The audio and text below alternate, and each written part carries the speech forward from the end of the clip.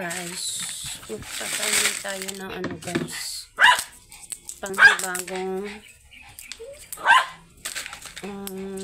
gulay. Ano ba ito? Anong pangalan nito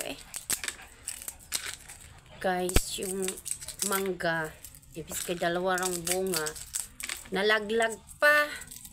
Ayan siya inasahan pa man siya ng boss ko, pero nalaglag kahapon.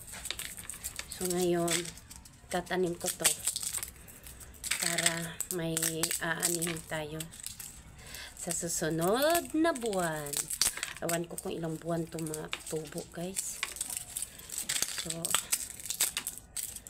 may napatuyo na din akong kamyas. Tuyo na yan, ililigpit ko na yan para ito ni boss hindi nagkalat guys, diba?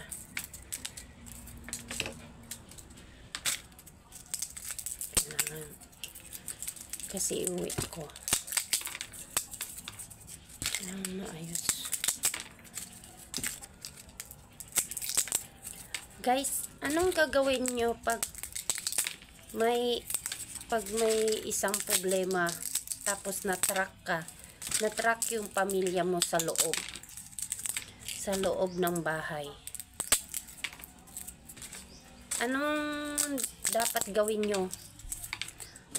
Nandyan yung kaba, no? Kaba, paano mo mabuksan, diba? Kailangan pala pag ganon guys, huwag kayong mataranta. Kailangan mag-isip kayong anong dapat gawin para mabuksan nyo yung pinto na maayos. Ganun lang. Diba? Ganun lang. Tumakas ng aking mga alaga. Okay lang yan lang guys. Bye-bye.